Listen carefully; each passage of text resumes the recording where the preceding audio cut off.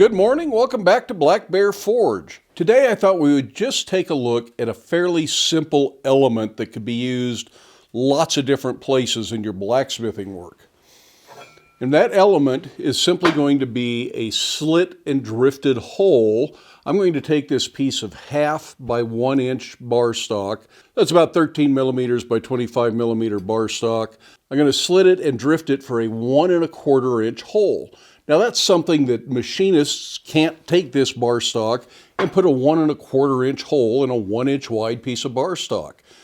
Welders could weld something up, I suppose, but generally this is something a blacksmith has to do, so it's a real good skill to have to slit and drift, open things up. It can be very dramatic. Today all we're doing is looking at just that element. Now frequently for slit and drifted holes, you make slitting chisels that are just the right size to make exactly the right slit. But for an 1 1/4 hole, that's 5 inches of perimeter all the way around that square. So 4 times 1 1/4 inches is 5 inches. So your chisel would have to be about 2 1/2 inches or half of that size to open that up. That's an awfully big chisel or an awfully big slot punch depending on how you prefer to work. So I'm just going to lay this out and chisel it with a regular chisel, and then we may need to get in there with a file or something and clean it up or do a little bit of adjusting. But I think for a hole this big, that's easier than trying to deal with a chisel that has a 2 1/2 inch cutting edge, especially if you're working by hand at the anvil. So to do this, I'm just going to make some marks 2 1/2 inches apart. I'm starting 5/8 of an inch down from the top of the bar. I want it to be a 1/2 inch there when I'm done, but I want to make sure I've got enough material that if I need to do a little extra work there, that I don't make it too thin. I'm going to center punch this so I can find it again hot, and I'm going to do that on both sides. I want to chisel from both sides of the bar. Make for a more even job that way. Now in my shop, this is the kind of thing that I do under the treadle hammer. If you have a striker, that's a wonderful way to go as well. I'm just going to chisel a straight line from one center punch mark to the other.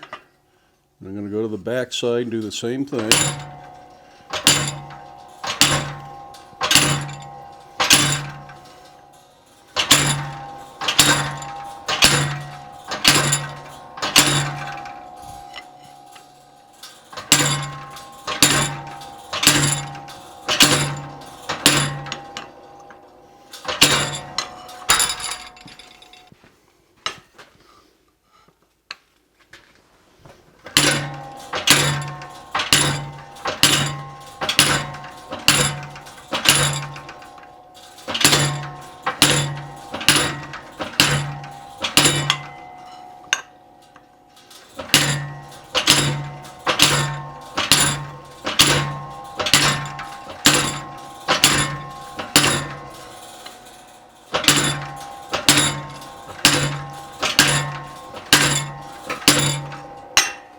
I think I'll probably break through the next heat.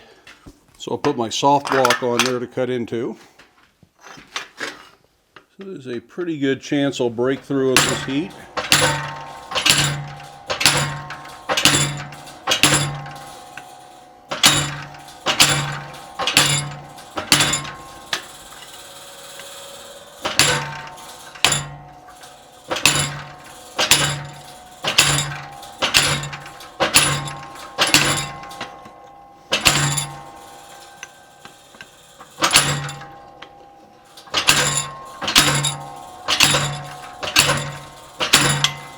Yes, I'm breaking through. Start to see some daylight through there.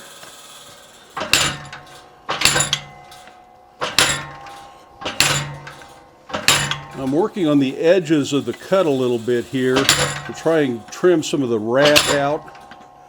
That rough stuff left from pickle cutting. If I can trim it out hot, be easier than hot rasping it out later. But I can't hot rasp it till I open it, so this I can do the way it is right now.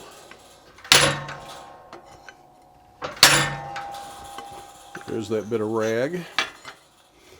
And that makes for a much cleaner slot.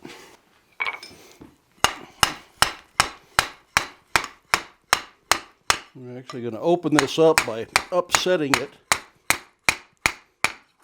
And for that reason, frequently people slit these a little oversized because you do end up upsetting into your slit. These bars start to upset a little bit. I don't think that's going to be a big deal for this project. I'm going to start working the corners down a little bit. You can start looking at this for other shapes and other elements. Maybe you use this and you make two of them and you got eyes for some big sculpture or something in there.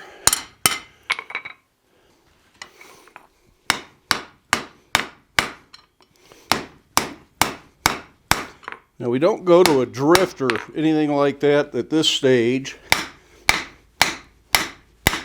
because the more we can do with this and get it close to exactly what we want before we drift it, the better it's going to look. Otherwise the drift stretches it a little bit funny and leaves some odd spots.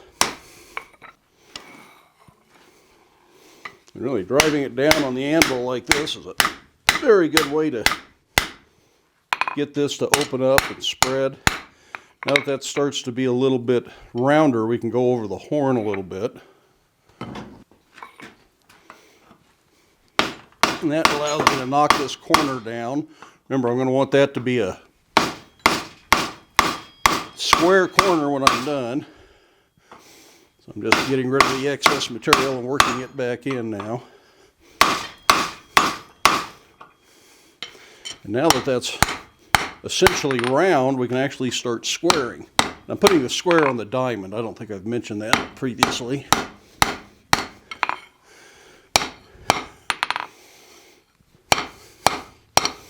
Again, I want to get this as close as I can before I start to drift this. Just kind of look at what it needs and get this as close to that final square as you can at this stage.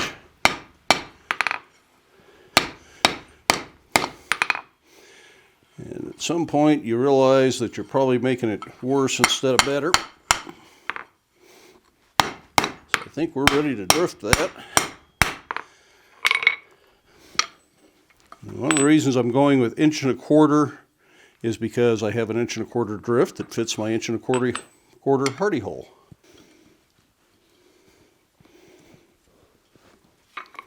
We don't want to just drive this in here and stretch it. Again, we want to leave this as much original thickness as possible.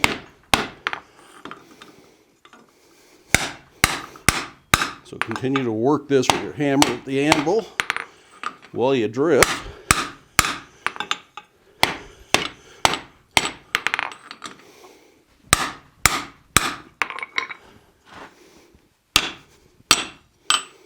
And that starts to look like what we're after.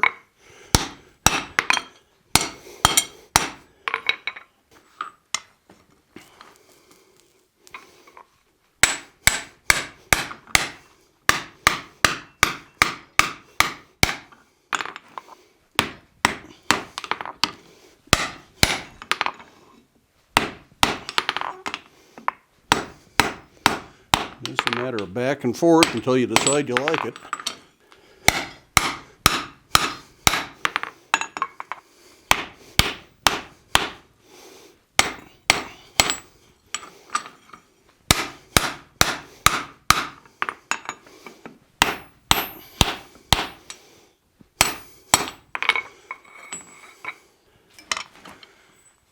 And the drift is, of course, tapered. So try to put it in from both sides as you get to the end at the very least. It also wants to go in crooked, so I'm trying to drive it over a little bit.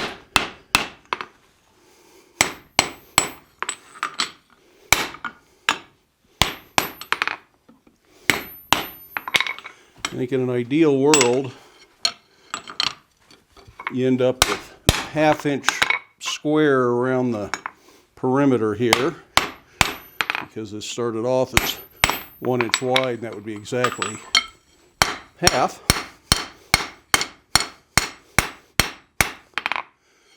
And we may not accomplish that goal, but it'll be awfully darn close. not quite straight in line this way, so with the drift in it,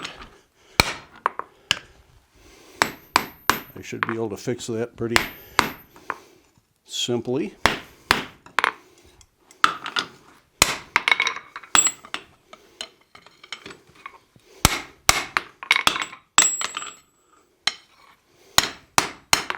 I think that's where I'm going to leave that. It's going to need a little bit of filing. Well, there's one more thing I want to do to the entire bar before I call that good. And that is that I want to put a 90-degree twist in this.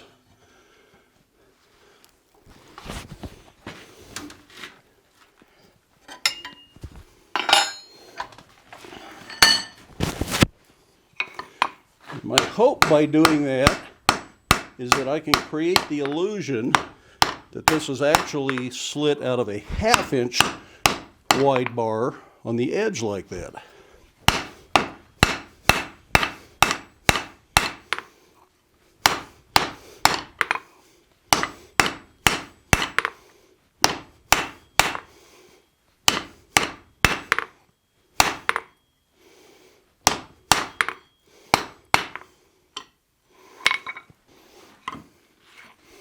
Now anybody that looks close will be able to see a telltale sign of that twist.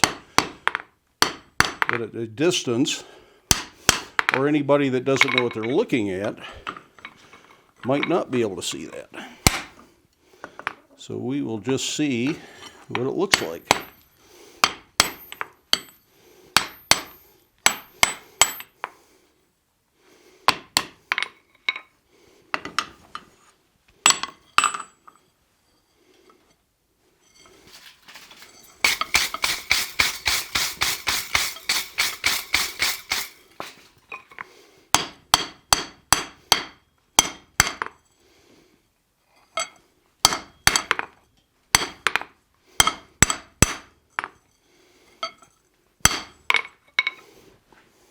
Well, that's just a look at a decorative element that could be used in numerous different places, lots of different applications for this.